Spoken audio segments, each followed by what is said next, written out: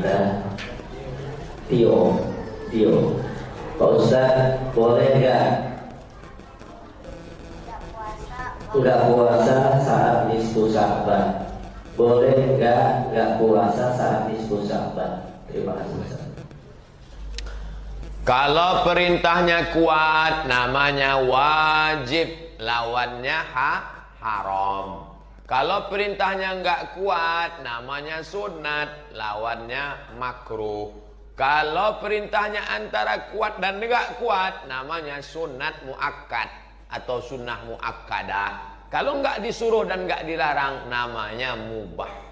Saya anjurkan bagi pemula jangan dulu baca fikih banyak-banyak Hanafi, Maliki, Syafi'i, Hambali, Hanafi, Maliki, pusing. Dalami saja fikih Syafi'i dulu, beli judulnya Fikih Islam Sulaiman Rasyid.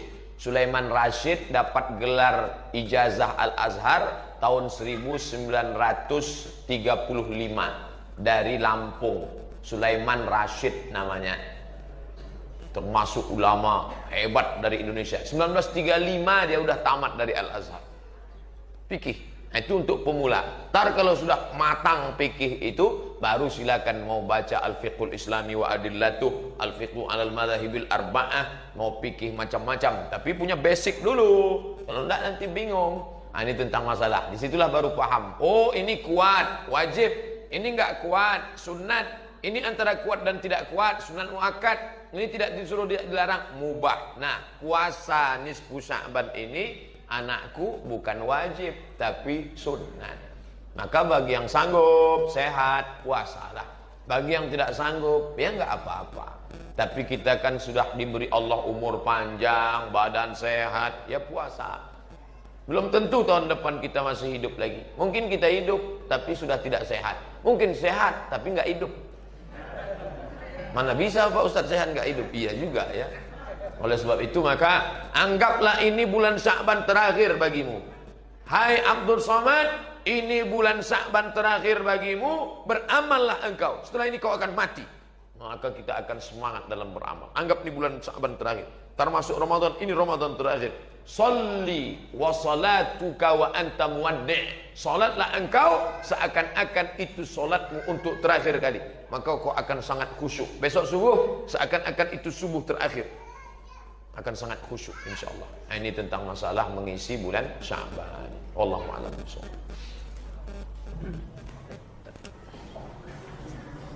Silakan Ustaz. Ustaz Subar ya. Assalamualaikum warahmatullahi wabarakatuh. Waalaikumsalam. Soal ini saya jelaskan soal muqadasah. Saya masih baca salat yang ya. Salah saya untuk muqadasah itu bagaimana? Apakah sebelum kami kita mengajarkan sholat sunnah sebagian? Ya baca sudah selama 2 rakaat sesudah atau bagaimana cara melakukannya? Terima kasih. Sepakat 4 mazhab Ahlus Sunnah wal Jamaah. Pertama mazhab Hanafi meninggal tahun 150 Hijrah. Kedua mazhab Maliki meninggal tahun 179 Hijrah. Ketiga mazhab Syafi'i meninggal 204 Hijrah. Keempat mazhab Hambali meninggal 241 Hijrah. Inilah Ahlus Sunnah wal Jamaah. Bahwa sholat yang lama dulu tertinggal, kalau sekarang hijrah dan taubat maka mesti diganti, diqadha. Tidak ada ikhtilaf. Kalau ada ustadz yang ceramah taubat ya taubat aja, yang lalu biarlah berlalu, jangan diulang lagi, cukup dengan istighfar. Itu bukan pendapat 4 mazhab, tapi dia ambil pendapat Imam Ibnu Taimiyah. Kata Imam Ibnu Taimiyah, nggak perlu qadha, istighfar aja selesai. Astaghfirullah, selesai. Rabbal baraya, selesai. Saya tidak setuju dengan itu. Maka saya selalu menyampaikan, saya pegang ikut 4 mazhab, sholat yang tinggal wajib diqadha. Nah, teknisnya gimana? Selesai sholat isya tadi, zikir, doa, ba'diyah. Selesai ba'diyah, laksanakan 1 qadha isya. Niatnya di mana? Niat di dalam. Allahu Akbar. Saya kalau nggak dilafalkan rasanya nggak sreg Pak Ustaz. Oke, lafalkan. Usolli fardal isya 4 rakaatin qadhaan. Qadhaan bukan qoboan. Usolli fardal isya 4 rakaatin qadhaan lillahi ta'ala. Tapi jangan kuat-kuat, nanti ketahuan. Allahu Akbar. Besok subuh gitu lagi. Usolli fardhas subhi rak'ataini qadhaan. Tapi kalau bisa jangan di masjid, nanti menimbulkan fitnah. Nanti kawan berbisik, setelah subuh kan nggak ada ba'diyah. Iya, itu kenapa? Nampaknya ISIS. Menimbulkan fitnah. Tangkap anti NKRI ini, tangkap. Jangan. Nah, setelah itu habis duha. Bagus, sholat subuh itu qadanya setelah masuk waktu duha, bagus. Lalu kemudian zuhur, gitu juga zuhur. Berapa lama Pak Ustadz? Ya hitung sendiri. Mulai taubat kapan? Baru sekitar 4 tahun Pak Ustadz. Umur sekarang berapa? 44. Berarti akil balik 10, 30 tahun ganti. Hitung 2017 berarti 2027, 2037, 2047. Sulit sekali Islam itu. Enggak sulit. Apa sulitnya? Itu kan simple, sederhana. Coba tanya dokter, berapa energi yang dihilangkan dengan sholat 4 rakaat dengan orang lari-lari atau jogging atau nonton band? Itu berapa energi yang dihilangkan? Cuman kenapa berat? Setannya. Dan setan nggak usah disalahkan. Itu memang sudah SOP dia. Ini orang banyak nyalahkan setan. Ini setan. Kadang kita kasihan juga nengok setan nih. Dia sebetulnya nggak terlalu salah. Bahkan mungkin setan nggak menggoda kita. Kita aja yang terlalu GR digoda setan. Oleh sebab itu maka laksanakan. Nah, ini tentang masalah qadha. Baik dilaksanakan. Gimana Pak Ustadz kalau meninggal? Baru qadha 2 tahun meninggal. Mudah-mudahan Allah. Ana inda husni dhanni abdi bi. Aku menurut prasangka hambaku kepadaku. Puasa yang tinggal qadha. Ustadz Somad emangnya pernah ninggalin puasa? Pernah. Ustadz dulu preman, saya enggak preman. Ninggalin puasa kan enggak mesti jadi preman. Saya dulu enggak preman, cuman datang teman bawa soto Medan. Mat. Iya juga. Sekarang baru ingat, saya ganti dah. Ganti. Sholat pun begitu juga, diganti. Kalau ragu Pak Ustadz, antara 15 hari dengan 10, pakai yang 15. Maka yang 10 lunas, sisanya jadi amal sunnah. Sholat saya ragu Pak Ustadz, antara 12 tahun atau 32 tahun. Itu bukan ragu. Salah ngitung itu. Maka ganti perhitungan terbanyak. Setelah itu minta, lebih baik merasa diri berdosa daripada merasa diri penghuni sorga. Kalau kita merasa diri kita berdosa, kita akan meleleh air mata dan merasa tak layak masuk surga. Tapi kalau sudah merasa penghuni surga, orang lain semuanya penghuni neraka. Neraka. Surga yang luas itu isinya cuma 3. Dia, istrinya, sama gurunya. Lain masuk neraka. Ilahi lastu lil firdausi ahla. Ya Allah, aku tak layak masuk surga. Wala aqwa 'alan naril jahimi, tapi aku juga enggak kuat masuk neraka. Nah, ini kan membingungkan ini. Mau masuk surga, kamu masuk surga ya? Maaf ya Allah, enggak layak masuk. Kalau gitu masuk neraka, panas ya Allah. Jadi nanti maunya di mana? Ya surgalah, tapi masuk malu-malu. Nah, ini tentang masalah kita merasa diri kita ini banyak dosa. Kalau ngelihat anak kecil, oh anakku anak kecil, engkau belum ada dosa, aku sudah bergelimang dosa. Kalau saya ngelihat bapak yang sudah tua, bapak sudah tua, aku belum tentu umurku sampai seperti bapak. Ngelihat orang kafir, ente kafir, tapi kalau ente dapat hidayah, masuk Islam, maka amal ente diulang dari nol, bersih. Di dunia ini yang amalnya diulang dari 0, 2. Pertama mu'alaf, yang kedua pegawai Pertamina. Ulang dari 0 ya Pak. Ulang. Oleh sebab itu maka bersyukurlah kita, tapi jangan merasa diri kita ini suci. Wallahu a'lam bishawab.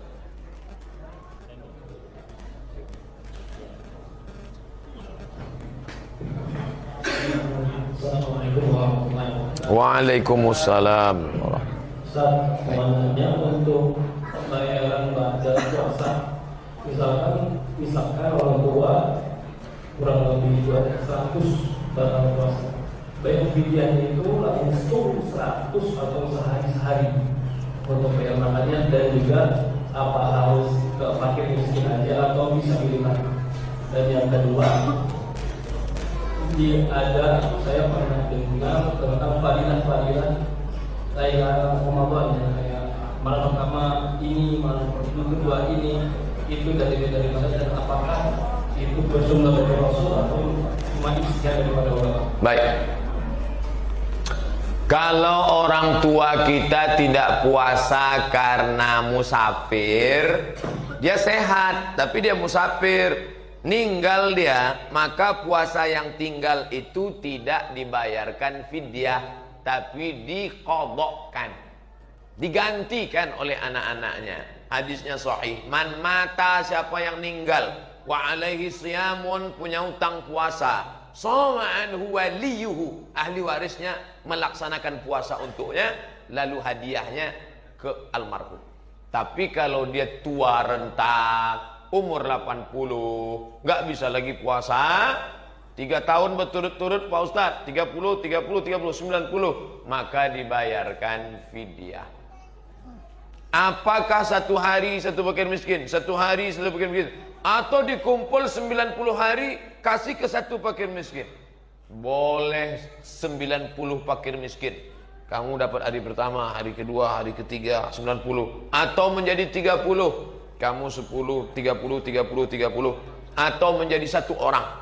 Intinya makin banyak yang dibantu makin bagus. Andai ustadz yang mengalami seperti bagaimana? Saya cari yang dekat-dekat rumah, yang susah, lalu bayarkan fidyah kepada mereka. Apakah hanya fakir miskin saja, atau boleh fisabilillah? Tengok bunyi ayatnya. Wa 'alal ladzina yutiqunahu, bagi yang tidak sanggup puasa, fidyatun ta'amu miskin, kasih makan orang miskin, nggak boleh dialihkan ke yang lain. Allah sudah khususkan itu. Miskin itu siapa? Apa bedanya dengan fakir? Tidak ada income sama sekali. Fakir ada pemasukan tapi tidak mencukupi kebutuhan. Miskin itu beda, fakir dengan miskin. Pertanyaan kedua, siapa yang beribadah malam pertama pahalanya ini, siapa yang beribadah malam kedua pahalanya ini, siapa yang beribadah malam ketiga pahalanya ini, sampai 30 malam. Itu hadis atau bukan hadis? Bukan hadis. Itu ijtihad ulama untuk memberi motivasi. Salah atau enggak salah? Enggak salah, bagus. Kalau mau dibuat clipping tempel di dinding musola, baik. Tapi yang tidak baik itu menyebut qala Rasulullah sallallahu alaihi wasallam. Itu masalah, karena sudah menisbatkan yang bukan hadis kepada Nabi, maka ancamannya berat. Man kadzaba alayya muta'ammidan, siapa yang menisbatkan kata-kata kepadaku padahal bukan ucapanku, falyatabawa maq'adahu minan nar, siapkanlah tempat duduk dari api neraka. Maka kalau mau tulis itu, ini adalah ungkapan ulama, kata-kata hikmah. Kalau kamu beramal ini baik, tidak salah. Nah, ini mesti hati-hati. Kalau dia hadis riwayat imam siapa? Imam Bukhari dalam Sahih Bukhari, Imam Muslim dalam kitab Sahih Muslim, Imam Tirmizi dalam kitab Sunan Tirmizi, Imam Abi Dawud dalam Sunan Abi Dawud, Imam Nasai dalam kitab Sunan Nasai, Imam Ibn Majah dalam kitab Sunan Ibn Majah, Imam Ahmad bin Ambal dalam kitab Musnad, Imam Malik dalam kitab Muwatta, Imam Darimi dalam kitab Sunan Darimi. Inilah 9 kitab induk Ahlus Sunnah wal Jamaah, di samping kitab-kitab hadis yang lain. Adapun yang bukan hadis, maka jangan kita katakan hadis. Al-Bazinjan syifaun min kulli da', terong obat dari segala macam penyakit, bukan hadis. Itu contoh hadis palsu. Yang buat itu siapa? Tukang terong, biar laku terong. Wallahu a'lam.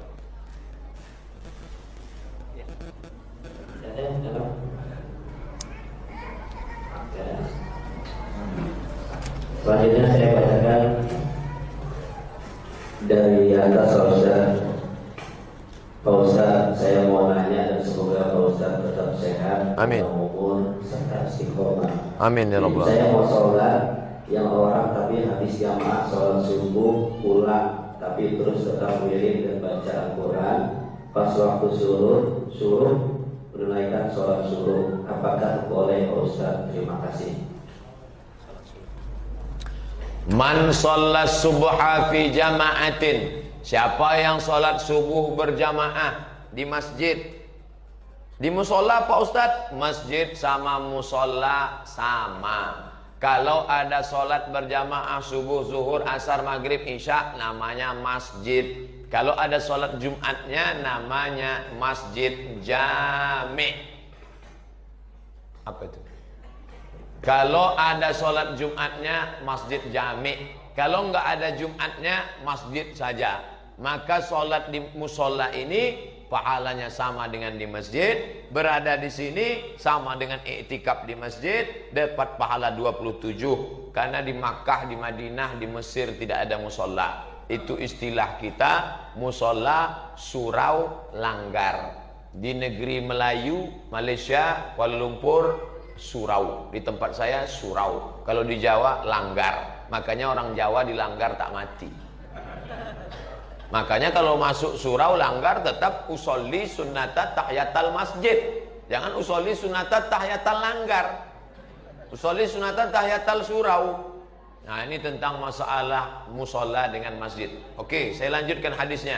Man sholat subha fi jama'atin, siapa yang sholat subuh berjamaah, summa qa'ada yadhkurullah, duduk berzikir mengingat Allah. Habis sholat subuh jangan keluar, duduk zikir terus hatta tatlu asyam, sampai terbit matahari. Summa yusalli rak'ataini, sholat sunat 2 rakaat. Syaratnya 3. Sholat subuh berjamaah, duduk berzikir mengingat Allah sampai terbit matahari. Diperkirakan sekarang lebih kurang dari azan ke terbit matahari 90 menit. 1,5 jam dia duduk.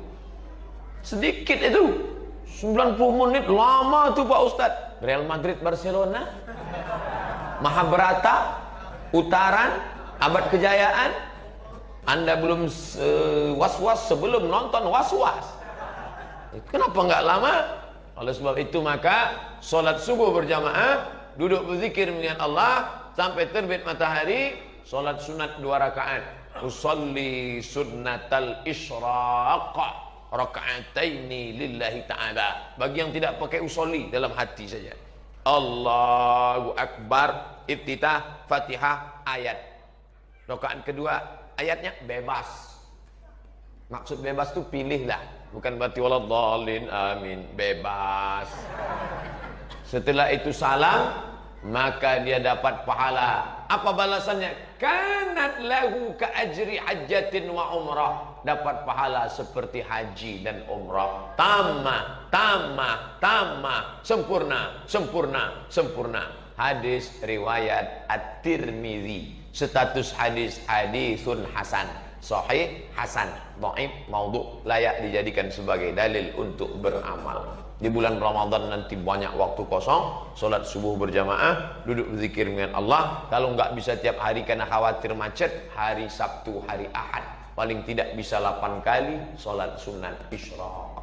Kalau Bapak Ibu ikuti streaming di Pekanbaru setiap subuh Sabtu, selalunya saya sampaikan, kita akan kajian sampai pukul 6.30. Selesai itu kita sholat sunat isyraq 2 rakaat. Setelah itu baru lanjut tanya jawab. Karena kami biasanya sholat sunat isyraq 2 rakaat. Wallahu a'lam bishawab. Assalamualaikum Pak Ustaz. Waalaikumsalam. Barakallahu. Barakallah. Saya mau nanya tentang doa berbuka puasa, mana yang harus kita pakai Pak Ustaz? Yang pertama Allahumma laka sumtu dan seterusnya, dan yang kedua zahaba zoma'u dan seterusnya. Dari kedua di atas saya pernah membaca katanya yang sahih adalah doa yang nomor 2. Allahumma laka sumtu wa bika amantu wa ala rizqika aftartu bi rahmatika ya arhamar rahimin. Yang satu lagi dhahabal dhama'u wa batallatil uruqu wa thabatal ajru insyaallah. Kedua-duanya boleh dipakai. Yang ngomong bukan Ustadz Somad, tapi Syekh Ibnu Utsaimin, ulama Saudi Arabia. Syekh Ibnu Utsaimin pernah ditanya, Syekh, kalau mau puasa apa doanya? Pilihlah Allahumma lakasumtu, bisa. Dhahabal dhama'u, boleh. Tapi katanya status hadisnya, hadis ini dhaif, tetap boleh dipakai untuk fadail a'mal. Hadis dhaif tetap boleh dipakai untuk fadail a'mal kalau cukup 5 syarat. Pertama, bukan masalah akidah tauhid. Kedua, bukan masalah halal haram. Ketiga, tidak terkait dengan periwayat kazab pendusta. Keempat, tidak masih bernaung di bawah hadis sahih. Kelima, untuk fadail a'mal, motivasi beramal, maka silakanlah pakai. Ini tentang masalah Allahumma lakasumtu. Sudah saya tulis di buku 37 masalah populer. Bagi yang sudah punya, fotokopi, bagi ke masjid banyak-banyak tentang Allahumma lakasumtu, tempel di papan pengumuman supaya umat jangan ikhtilaf hanya karena Allahumma lakasumtu. Wallahu a'lam. Pak Ustaz, buat ibu hamil dan menyusui, bagaimana ganti puasanya? Bayar fidyah atau qada fidyah? Bagaimana pendapat jumhur ulama? Kalau ada ustadz yang ngomong ceramah, ibu hamil dan ibu menyusui qada saja. Ibu hamil qada, ibu menyusui qada. Itu dia pakai mazhab Hambali. Rata-rata ulama yang dari Saudi Arabia begitu. Syekh Abdul Aziz Ibnu Baz, Syekh Ibnu Utsaimin, Syekh Nasruddin Al-Albani, mereka ini umumnya ikut Hambali. Ibu hamil qada, ibu menyusui qada. Tapi kalau mazhab Syafi'i tidak begitu. Mazhab Syafi'i ingat baik-baik. Jika ibu tidak puasa karena dirinya, maka qada saja. Bu, jangan puasa ya, ibu ini orangnya lemas, maka dia qada saja. Tapi kalau dia tidak puasa karena ada unsur anaknya, ibu sehat, tapi anak ibu ini sakit-sakitan. Kalau ada unsur anaknya, maka dia kena 2, qada plus fidyah. Saya ulang lagi, mazhab Hambali qada saja. Mazhab Syafi'i jika tidak puasa karena dirinya, qada saja. Tapi kalau ada unsur anaknya, maka qada plus fidyah. Ustadz pilih yang mana? Saya untuk keluarga saya pilih mazhab Syafi'i. Istri saya tak puasa, saya tanya, karena dirimu atau anakmu? Ini kan anak kita juga. Iya ya, karena anak kita, maka kamu kena 2, bayar qada dan bayar fidyah. Fidyahnya bisa kubantu, tapi qadanya kau sajalah. Nah, ini tentang masalah mengqada puasa bagi ibu mengandung dan menyusui. Dari ibu ada lagi? Bu, gak ada. Cukup. Dari jamaah yang di bawah ada Pak Ustaz. Ayo silakan maju Pak Ustaz sebelum yang satu ini. Waalaikumsalam. Maju aja pakai mic. Ya, itu aja. Assalamualaikum warahmatullahi wabarakatuh. Waalaikumsalam. Ustaz, saya baca di buku 37 masalah populer, tidak semua yang tidak dilakukan Nabi itu bid'ah. Lantas contoh bid'ah berlaku yang sudah terjadi dalam saat ini seperti apa? Jika tidak dilakukan Nabi, bid'ah. Inilah yang banyak menyesat-nyesatkan orang Islam. Jika tidak dilakukan Nabi, bid'ah. Pernah dilakukan Nabi? Pernah dilakukan Nabi? Pernah dilakukan Nabi? Maka saya ungkap di situ banyak sekali perbuatan yang tidak pernah dilakukan Nabi, tapi dilakukan sahabat Nabi. Mana contohnya? Berzikir 1000 kali sebelum tidur malam. Siapa yang melakukannya? Abu Hurairah. Abu Hurairah sebelum tidur malam berzikir 1000 kali. Ngitungnya gimana? Alfu uqdah, disimpul tali, 1000 simpul. Karena kalau pakai tangan cuma bisa 33. 33, 66, 99. Lebih daripada itu error. Maka pakai subhanallah, subhanallah, subhanallah 1000. Tunjukkan saya mana hadisnya. Apa pernah Nabi mengajarkan, hai orang beriman, sebelum tidur malam berzikirlah engkau 1000 kali. Kalau pakai kaidah tadi, kalau tidak dilakukan Nabi bid'ah, berarti Abu Hurairah masuk neraka. Karena dia berani buat zikir 1000 kali sebelum tidur malam. 2. Imam Ahmad bin Ambal sholat malam 300 rakaat. Mana pernah dilakukan Nabi? Kalau itu dipakai kaedah, Imam Ahmad masuk neraka. 3. Imam Ibnu Taimiyah. Ibnu Taimiyah selesai sholat subuh menghadap ke langit membaca Al-Fatihah sampai terbit matahari sebelum sholat sunat Isra. Mana pernah dilakukan Nabi? Hai orang beriman, selesai sholat subuh menghadaplah ke langit, baca Al-Fatihah. Menghadap ke langit, di tempat saya nampak awan, di sini menghadap ke langit nampak ibu-ibu. Mana pernah? Oleh sebab itu tidak semua mesti disyaratkan dilakukan Nabi. Kalau ada dalilnya tidak bertentangan dengan sunnah, maka baik dilaksanakan. Muncul pertanyaan, kalau begitu yang bid'ah dhalalah itu mana? Maka baca pembahasan bid'ah ditulis oleh Syekh Abdul Ilah Husain Al-Arfaj. Saya kutip dari buku dia, itulah yang saya nukil ke dalam buku 37, kriteria bid'ah dhalalah. Ada 9. Kalau ada salah satunya, maka dia masuk kriteria bid'ah dhalalah. Melakukan amal tertentu pada hari tertentu dengan jumlah bilangan tertentu, mengharapkan dengan balasan tertentu, maka itu bid'ah dhalalah. Kalau engkau membaca subhanallah 1000 kali pada hari Jumat, maka akan turun 1000 malaikat didampingi 1000 bidadari. Itu tak ada. Tapi selama ini ulama-ulama mengajarkan, dia hanya mengajarkan latihan zikir tahlil 1000 kali. Silakan, ya Rahman ya Rahim sekian kali, silakan. Maka ini perbuatan baik, tidak disebut bid'ah. Yang dhalalah, mengambil turbah Karbala lalu diletakkan di tempat sujud. Ketika sujud ditempelkan kening, Allahu Akbar. Siapa yang tidak menempelkan ke situ maka tidak sah solatnya, batil, bid'ah dhalalah. Wa kullu bid'atin dhalalah. Kata Imam Nawawi, maknanya kebanyakan bid'ah itu dhalalah, tapi tidak semua bid'ah itu dhalalah. Maka Imam Syafi'i membagi 2. Kalau dia bertentangan dengan Quran dan Sunnah, dhalalah. Tapi kalau dia masih sejalan dengan Quran dan Sunnah, maka dia sebut dengan bid'atun hasanah, atau bid'atu huda, atau bid'ah mahmudah. Tapi kalau dia bertentangan, bid'atu dhalal, atau disebut dengan bid'atun mazmumah, atau disebut dengan bid'atun mustaqbahah. Itu yang membagi itu siapa? Imam Syafi'i, yang hafalan hadisnya tak terhitung di kepala. Imam Syafi'i yang alim, bergelar Nasirus Sunnah. Imam Syafi'i yang kepalanya isinya hadis.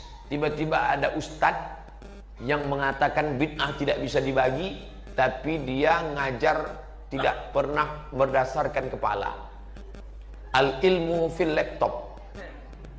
Hilang laptop, hilang ilmu. Ustadz ikut yang mana? Ikut Imam Syafi'i atau ikut ilmu fil laptop? Saya ikut Imam Syafi'i. Bapak Ibu mau ikut laptop, ya silakanlah. Wallahu a'lam bishawab.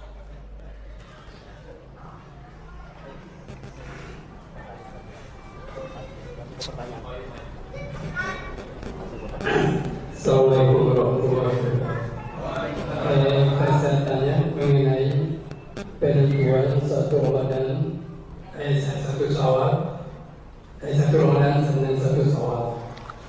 Tapi kadang-kadang ya seperti saudara-saudara dari Muhammadiyah, Ramadan masih 20 sudah menentukan Ramadan jatuh pada tanggal sekian. Misalnya dalam Quran itu berpuasa kamu kalau sudah berbuka dan juga berbuka kamu sudah berbuka.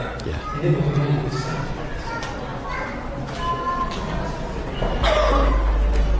Ayat Qur'annya, faman syahida minkumus syahra, siapa di antara kalian yang menyaksikan bulan, falyasum, maka berpuasalah. Ayatnya. Hadisnya, sumu li ru'yatih, berpuasalah kamu ketika melihat bulan. Apakah Mesir, Maroko dan Saudi Arabia tidak memakai ilmu falak, ilmu hisab? Pakai. Hanya saja dikombinasikan antara ru'yah dengan hisab. Kalau ada orang ngaku ru'yah, ternyata hisabnya tidak terpenuhi, maka ru'yahnya batil, tak betul. Disepakati 6 negara, Malaysia, Indonesia, Brunei Darussalam, Singapura, Thailand Patani Selatan, dengan Moro Filipina Muslim. 6 negara ini sepakat bahwa 2 derajat di atas ufuk baru disebut anak bulan. Kalau kurang dari 2 derajat, maka dia bukan hilal. Kalau ada orang mengaku saya ngelihat hilal, setelah diukur menurut ilmu astronomi ternyata di bawah 2 derajat, maka dia bukan hilal. Kesepakatan 6 negara. Turki lebih tinggi lagi standarnya. Turki pasang 7 derajat baru disebut hilal. Di bawah itu bukan hilal. Nah, saudara-saudara saya, kawan-kawan saya dari majelis tarjih punya ijtihad tersendiri bahwa di bawah 2 pun tetap hilal. Di situ letak persimpangannya. 0,5 pun kalau sudah terlihat maka dia sudah dianggap hilal. Disitulah letak persimpangan. Ketika kelompok ini mengatakan 2 derajat baru hilal, kalau tidak 2 derajat tidak hilal. Kata Muhammadiyah, 0,5 pun sudah dianggap sebagai hilal. Mau tak mau, suka tak suka, negara mengakomodir yang dua-dua ini. Makanya nanti Menteri Agama akan mengumumkan, saudara sekalian berdasarkan ru'yah maka besok kita puasa. Tapi bagi yang mau melaksanakan duluan silakan, dan kita saling menghormati. Tapi kalau di Mesir tidak begitu. Karena Mesir ada mufti namanya. Mufti adalah pemegang tampuk kekuasaan tertinggi dalam bidang agama. Mufti zaman saya dulu namanya Syekh Nasr Farid Wasil. Satu negara, satu mufti, dia yang mengumumkan. Yang melawan mufti melawan negara, tangkap. Maroko lebih tegas lagi. Maroko tak ada mufti, langsung raja. Namanya Raja Muhammad VI, anak Hasan II, anak Muhammad V, anak Hasan I. Muhammad VI pengumuman, berdasarkan penampakan anak bulan dibantu oleh hisab ilmu falak, maka besok puasa. Tertulis di konstitusi negara, la yuftin nas hatta yuftil malik. Tidak boleh orang berfatwa kalau raja belum berfatwa. Nah, jadi saya pernah hidup di negeri 2, satu republik Mesir, satu kerajaan yaitu Maroko. Dua-duanya tampuknya satu. Tempat kita Muhammadiyah dengan NU merasa lebih tua dari negara. Negara ini kan baru ada 1945 kata dia. Kami 1912 sudah ada. Kami 1926 sudah ada. Kata Al-Wasliyah kami 1930 sudah ada. Maka jalan tengahnya kata Menteri Agama, terserahlah, yang penting saling menghormati aja ya. Aman, adem, ayem. Gitu. Jadi Bapak pahami sendiri dah keadaannya. Ustadz sendiri ikut mana? Saya anggota Komisi Fatwa Majelis Ulama Provinsi Riau. Maka saya tak pernah keluar dari Komisi Fatwa Pusat. Kalau Komisi Fatwa Pusat sudah mengumumkan berdasarkan sidang isbat dengan ini Komisi Fatwa besok puasa, maka saya besok ikut puasa karena saya menghormati alim ulama yang ada di dalam itu dan komitmen terhadap Majelis Ulama Indonesia. Wallahu a'lam bishawab. Ya, terakhir ya. Masih lanjut Ustaz. Insyaallah.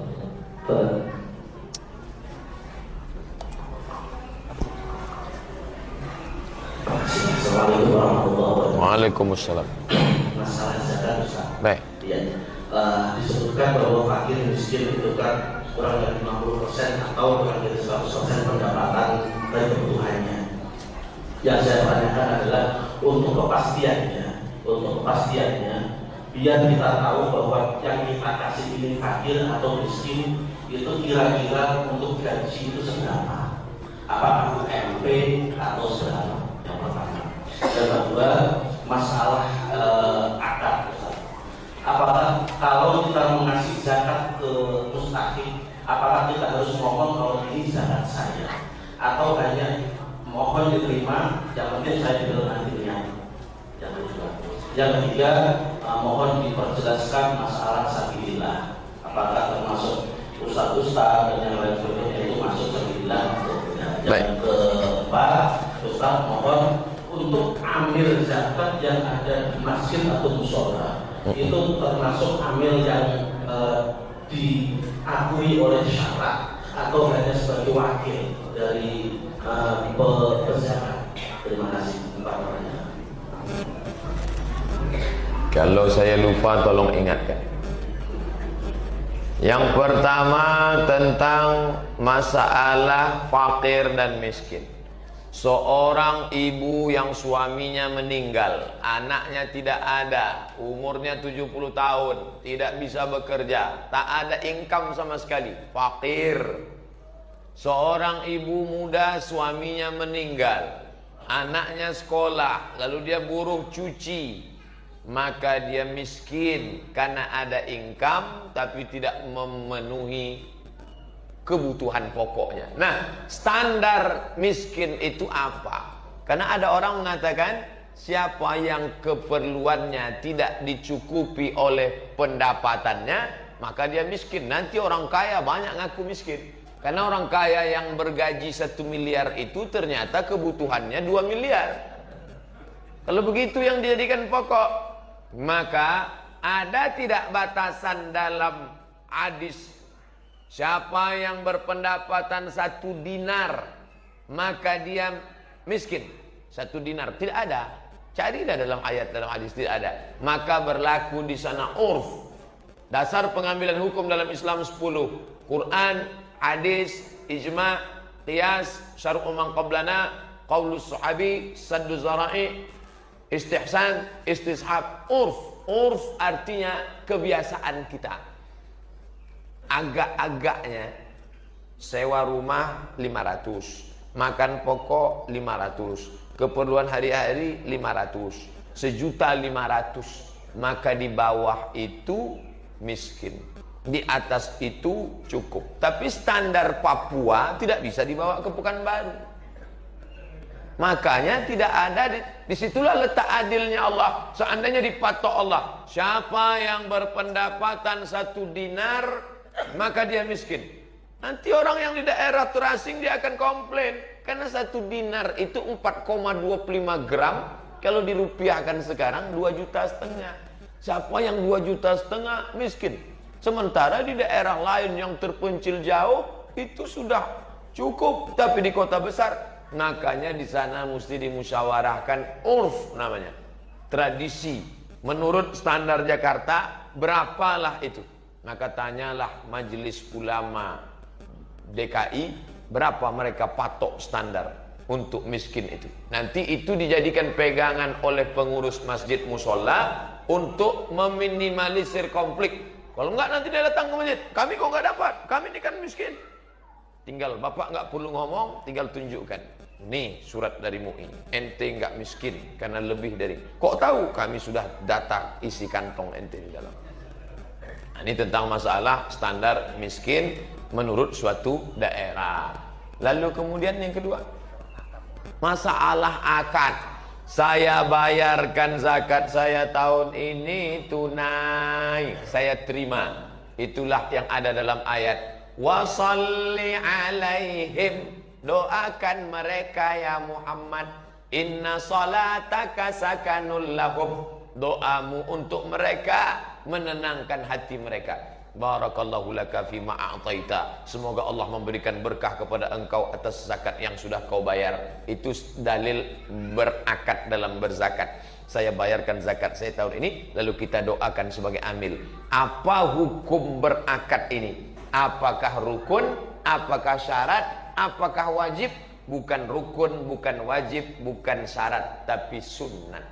Makanya di Malaysia orang bayar zakat tidak langsung bayar zakat pakai kartu gesek. Pakai kartu gesek mana ada akad. Mana pernah orang aku bayar zakatku lalu mesin tunjau, aku terima. Nah, ini, tapi niatnya tetap ada.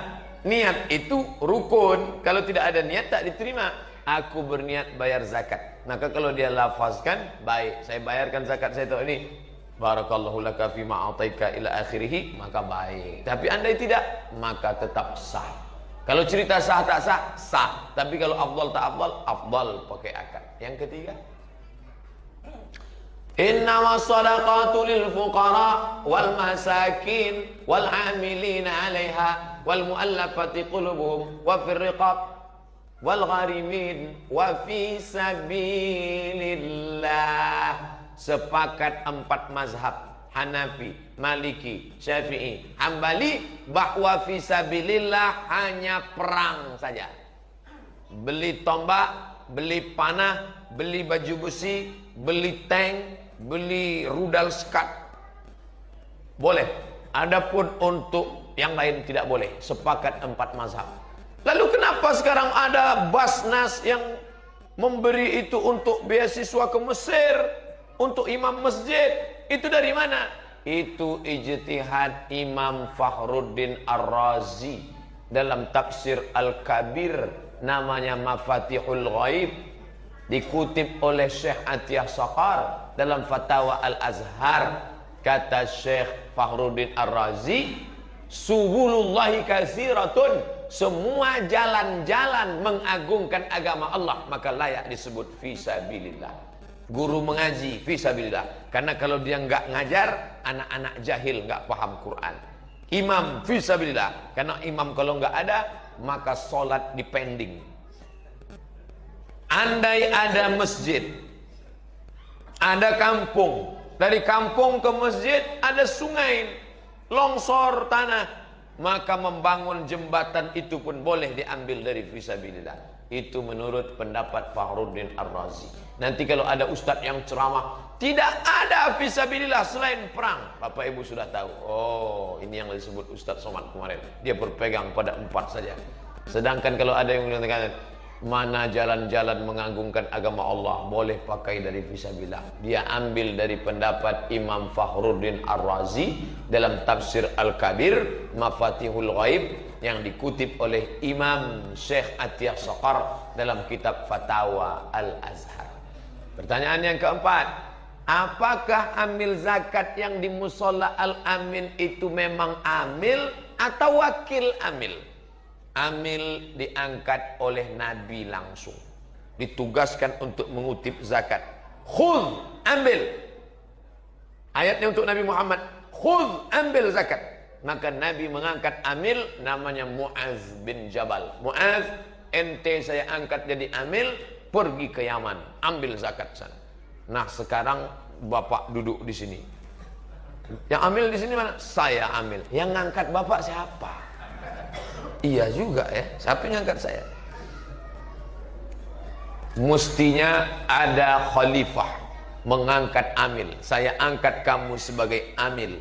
Khalifah kita di negara ini siapa? Presiden. Makanya dibentuklah di provinsi itu ada namanya Basnas, Badan Amil Zakat Nasional. Lalu kemudian Basnas tidak bisa mengurus karena terlalu banyak. Satu provinsi Basnas cuma 5 orang digaji, dan PNS nggak boleh. Saya dulu anggota Basnas 5 tahun. Untuk periode kedua nggak boleh karena saya PNS. Yang boleh hanya non PNS. Lalu kemudian Basnas ini mempunyai wakil-wakil. Wakil-wakilnya, jadi ini adalah wakil dari Badan Amil Zakat. Maka dialah yang membagi itu. Yang sekarang istilahnya namanya UPZ, Unit Pengumpulan Zakat. Mestinya kalau mau tertib zakat ini satu pintu. Baitullah tempat sholat, Baitul Mal tempat tujuh. Zakat, wakaf, infak, sedekah, wasiat, hibah, ghanimah. Semua harta kumpul satu pintu. Ada datanya. Berapa fakir DKI, berapa miskin DKI, berapa yang dulu mantan fakir sekarang naik jadi miskin, berapa mantan miskin jadi orang kaya, dan berapa pula orang kaya yang jatuh miskin. sehingga tidak terjadi Islam agama memanjakan orang. Apa tuh agama Islam? Rebut-rebutan 2000 injak-injak. Itu kan gara-gara tak pakai amil. Coba kalau profesional seperti Malaysia. Ustadz muji-muji Malaysia. Saya bukan muji, saya cerita data. Saya kuliah di Mesir, anak Malaysia dapat uang dari badan amil zakat kerajaannya 6.000 ringgit, 18 juta setahun. Bayangkan, ada rumah dibangun, kerajaan Kedah, kerajaan Selangor, kerajaan Perak. Dari mana? Zakat. Oleh sebab itu zakat kita potensinya luar biasa. Riau perolehan zakatnya satu kabupaten 10 miliar tahun 2016. Kabupaten Siak namanya. Itu mendapat zakat 10 miliar kabupaten. Dan itulah yang paling tinggi. Waktu saya ke Aceh ceramah, saya ceramah. Kami dari Riau, zakat kami 10 miliar. Selesai acara pengajian, bos Aceh Barat ngomong, Ustadz Somad, kami di sini 15 miliar. Saya itu tunduk. Rupanya Aceh Barat lebih besar. Aceh Barat, ibu kotanya Maulabo. 5 jam dari Banda Aceh, naik mobil melewati pantai Loknga. Di situ zakatnya luar biasa, 15 M satu tahun. Ini potensi zakat luar biasa. Itulah pentingnya pemimpin itu mesti muslim, biar supaya dia perhatian pada zakat. Ustadz kampanye ya? Enggak, pemimpin kan udah terpilih. Terima kasih. Sufficient, Pak. Sufficient, Mas. Maju, Pak. Oke.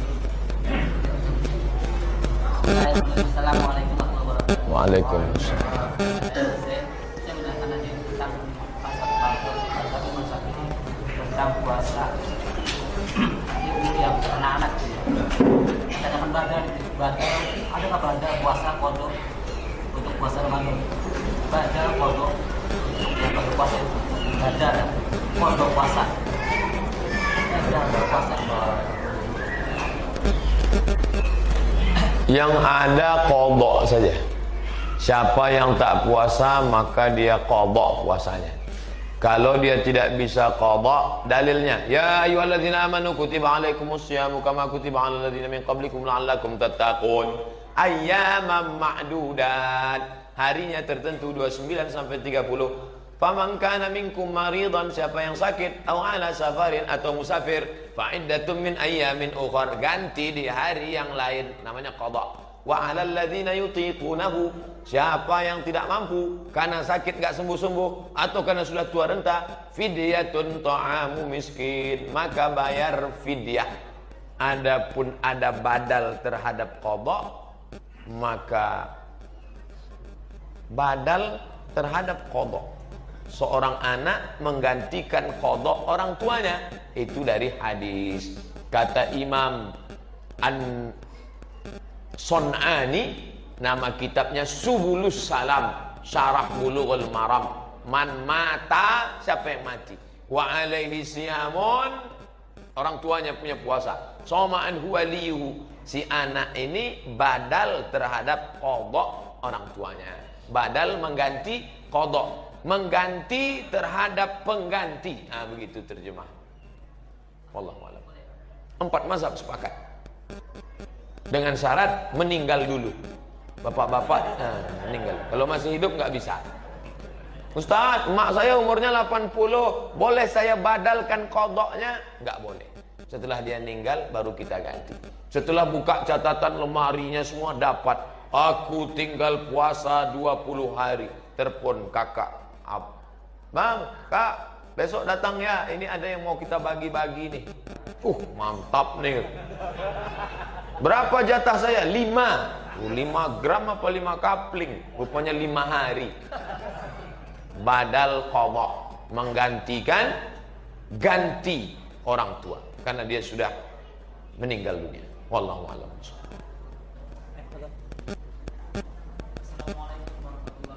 Waalaikumsalam.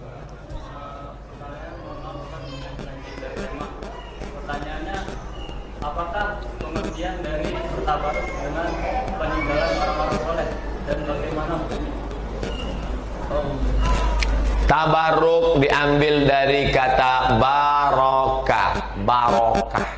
Barokah artinya lebih dari semestinya. Menurut insinyur, bangunan ini tahannya 100 tahun. Tapi karena dijaga, dirawat, akhirnya bertahan jadi 110. Maka yang 10 tahun itu namanya barokah. Kita punya gaji 3 juta. Menurut perhitungan cuma sampai tanggal 28 cuman kuatnya. Tapi ternyata bisa lebih sampai tanggal 5 bulan berikutnya. Maka kemampuannya itu disebut dengan barokah.